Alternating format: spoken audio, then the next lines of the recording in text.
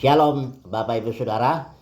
Kita meneruskan renungan kita pagi hari ini masih dengan tema besar kita, yaitu bahwa rencana Bapa itu menegakkan kerajaan anaknya di muka bumi ini agar dijalankan ya dengan manusia, oleh manusia untuk menaklukkan segala sesuatu. Karena rencana Bapa bagi manusia itu adalah supaya manusia serupa segambar dengan Dia agar dapat menaklukkan segala sesuatu bagi kemuliaan Tuhan. Jadi sudah tahu bahwa Taman Eden merupakan simbol daripada kerajaan sorga di muka bumi ini pada tahap awalnya ketika manusia masih harus diuji. Kemudian berjalan terus sampai kepada kota Yerusalem baru. Kota itu artinya pemerintahan, kerajaan, dan ditegakkanlah turunlah ke bumi karena sudah jadi istilahnya lah. Dan tapi terus masih kota itu, kerajaan sorga di bumi itu mempelai Kristus, karena domba itu ya, kota Yerusalem baru itu masih melayani terus ya. Wahyu 22 ayat 17 memberikan terus air kehidupan itu terus cuma-cuma gratis ya. Oke, kita sudah bicara dari perjanjian Noah ya, dari perjanjian Abraham juga, terutama dari Abraham inilah, karena dari Abraham ini perjanjiannya ada janji tentang keturunannya ya. Olehmu dan keturunanmu seluruh kaum di muka bumi akan diberkati. Kita sudah bicara tadi, nyambung dia dengan perjanjian Musa ya, bahwa perjanjian Musa itu sambungan dari perjanjian Abraham, keturunan Abraham secara jasmani di situ ya. Karena keturunan Abraham yang dimaksud ini ada dua. Kalau dalam Galatia Paulus bilang keturunan Abraham karena dia bentuknya tunggal, itu adalah Kristus Yesus. Jadi melalui Kristus Yesuslah seluruh kaum di muka bumi akan mendapat berkat. Tetapi juga keturunan jasmani Abraham itu Israel, itu juga ada rencana Tuhan. Kita sudah bahas itu Keluaran 19 itu, bagaimana rencana Bapa bagi Israel dengan perjanjian Musa itu, bahwa bangsa Israel direncanakan untuk menjadi bangsa yang kudus, umat harta kekayaan, dan raja-raja dan imam-imam untuk membawa bangsa-bangsa kepada Yahweh dan membawa Yahweh kepada bangsa-bangsa. Itu rencananya semula, walaupun gagal. Akhirnya karena anak lembu emas itu, dia akhirnya suku Lewi lah yang menjadi imam untuk mengimami suku-suku yang lainnya, jadi bukan untuk bangsa yang lain. Nah, oke lah.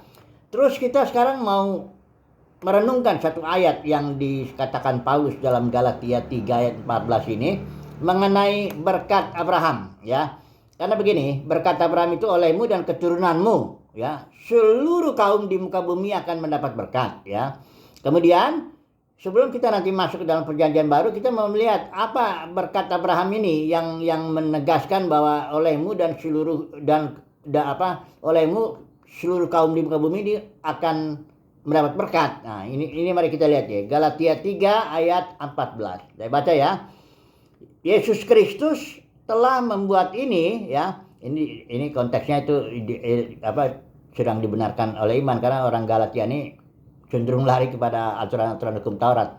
Nah, jadi di situ Paulus bilang, Yesus Kristus telah membuat ini supaya di dalam Dia berkat Abraham sampai kepada bangsa-bangsa lain. Nah, sekarang berkat Abraham apa? Sehingga oleh iman kita menerima roh yang telah dijanjikan. Ini lihat berkat Abraham.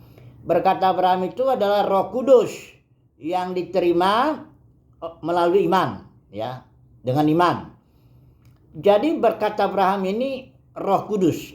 Nah, sudah lihat waktu khotbah Petrus itu di Pentakosta itu, ketika Roh Kudus turun, itu janjinya semua. Coba dulu saya baca aja ya, atau perhatikan dulu ya. Kisah Para Rasul 2 ayat yang ke-17. Akan terjadi pada hari-hari terakhir, demikianlah firman Allah, saya pakai Elai ya, bahwa aku akan mencurahkan rohku ke atas semua manusia. Rohnya itulah berkat Abraham yang akan dicurahkan kepada semua manusia. Ya, karena berkat Abraham tadi bilang olehmu dan keturunan seluruh kaum, kan begitu kan? Nah, berarti harus seluruh ya. Kenyataannya dalam Pentakosta itu kan belum seluruh. Ya, ini belum digenapi sepenuhnya nubuat Joel yang dikutip Petrus ini, belum. Karena masih istilahnya partial fulfillment, penggenapan yang sebagian saja. Jadi belum sepenuhnya Roh Kudus turun ke atas seluruh manusia ya. Tetapi baru sebagian orang yang di Yerusalem itu. Dan juga Roh Kudus yang turun pada hari Pentakosta itu baru juga berupa panjar. down payment, istilah Ibraninya Araban itu ada di Efesus 1 ayat 14 ya.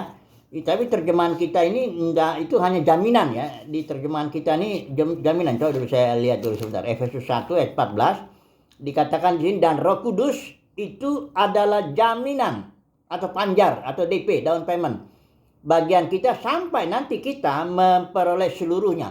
Jadi Roh Kudus yang diterima pada hari Pentakosta itu bukan saja belum kepada semua manusia, tapi juga Roh Kudusnya itu belumlah dalam tingkat kepenuhannya sepenuhnya.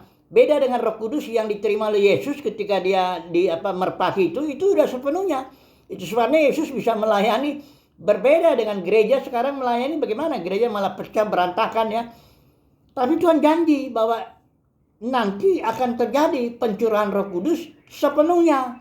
Hanya tidak kepada semua orang yang sudah lahir baru ini, karena gereja kan udah pecah. Nah, ini yang sering saya bicarakan.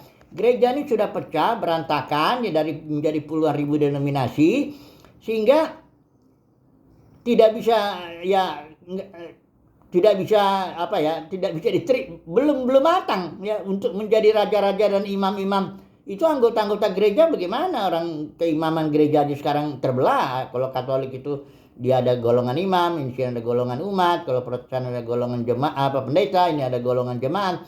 Jadi dalam kondisi sedemikian, Tuhan memberi jalan, mengambil ya para pemenang gereja dalam setiap zaman yang mendapat kasih karunia lah ya, yang dipanggil tapi dipilih juga, dan yang setia yang mendapat kasih karunia untuk menjadi para pemenang ya, mewakili gereja sepanjang zaman. Nah, ini gereja inilah yang akan menerima pencurahan Roh Kudus sepenuhnya. Itulah peristiwa yang disebut dalam Roma pasal 8 ayat 19-21, di mana dikatakan di sana seluruh makhluk menantikan saat anak-anak Elohim ditampilkan dengan tubuh kemuliaannya. Untuk apa?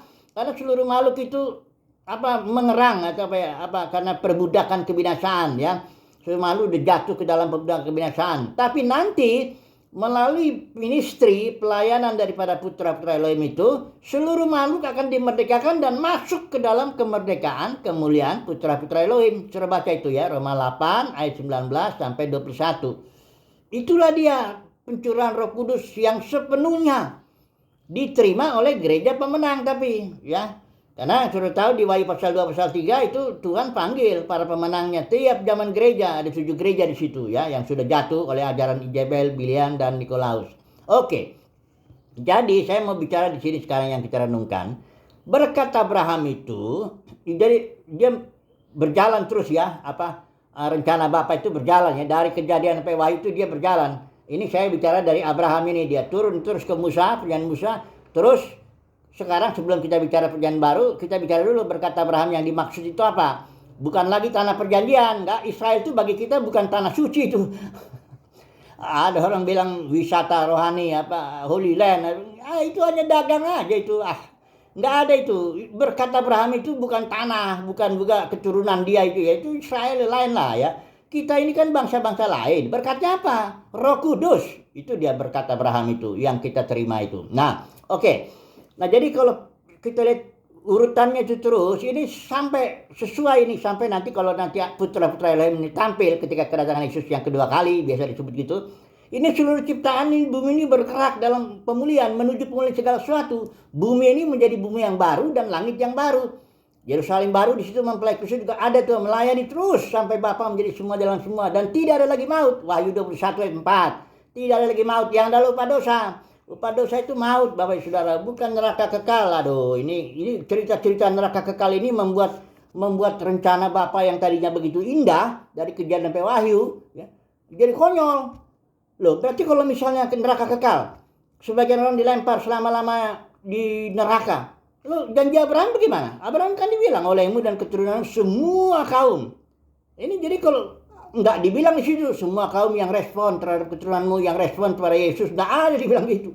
Pokoknya olehmu dan keturunanmu semua kaum, titik, diberkati. Udah ya, seluruh kaum menjadi berkat. Engkau olehmu dan keturunanmu seluruh kaum di Mekah akan diberkati. Itu aja udah.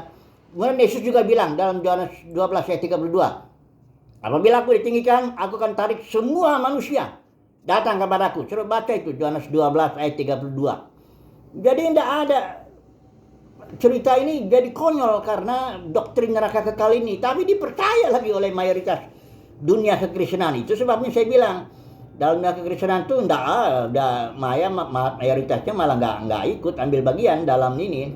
Gimana? Kitab Amos pasal 3 bilang, gimana berjalankah dua orang kalau nggak sepakat? Yesus datang nanti yang kedua kali itu, dia mau menyelamatkan semua manusia loh. Dia menghakimi gereja dulu, kemudian dia dengan timnya, dengan tubuh kemuliaan itu, buah sulung gereja itu, dia akan melayani di bumi ini, menegakkan kerajaannya, menaklukkan segala sesuatu sampai bumi yang baru dan langit yang baru, sampai maut dikalahkan, maut musuh terakhir ya. Kalau udah terakhir udah nggak ada lagi kan. Nah, jadi kalau ada orang pengajar Alkitab doktrinnya terus ngotot pokoknya neraka kekal, itu salah terjemahan ini yang di sini. Istilah Aionian itu bukan kekal, itu istilahnya apa? Aion itu istilahnya waktu. Itu saya udah bikin 4 video tuh soal itu.